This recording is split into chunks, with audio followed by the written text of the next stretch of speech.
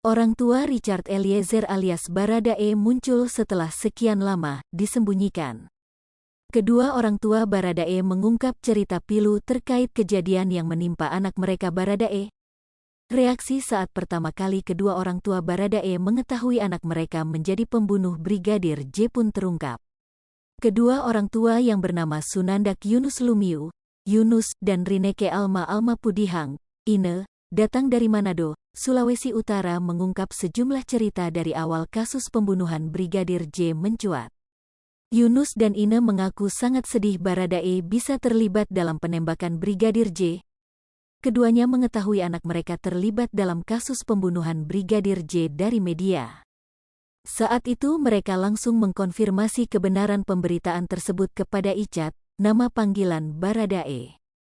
Saat itu, Icat masih mengikuti skenario Ferdy Sambo meminta kedua orang tuanya untuk tenang dan percaya padanya. Diungkap Yunus dan Ine, putra bungsunya, Icat sempat ngotot melindungi Ferdy Sambo. Bahkan kala ditemui orang tua hingga pendeta, Icat yang masih dalam pengaruh Ferdy Sambo Ces itu tetap pada skenario tembak-menembak dengan Brigadir J.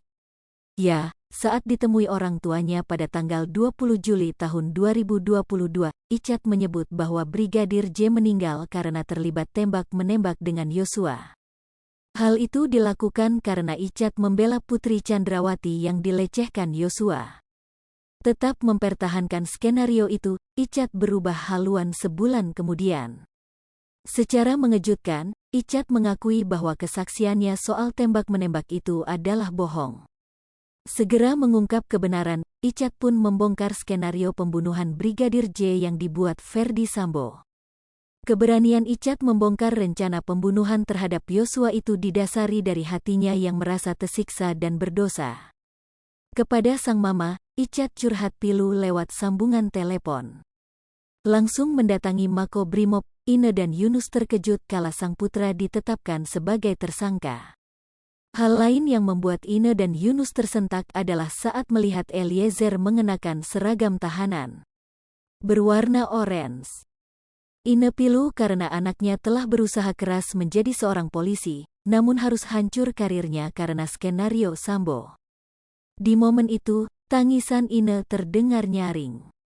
Ibu dua anak itu tak tahan melihat putra kebanggaannya mendekam di penjara. Melihat tangis ibunya semakin kencang, Eliezer ikut nelangsa.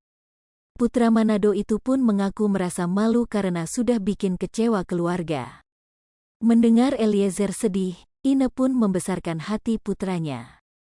Bagi Ine, Eliezer tetap jadi kebanggaannya apapun status hukumnya. Terlebih kini Eliezer telah berkata jujur, Ine semakin bangga. Hai pemirsa Sri Popo TV, jangan lupa komen, like, dan subscribe, serta tonton terus berita-berita terupdate lainnya ya.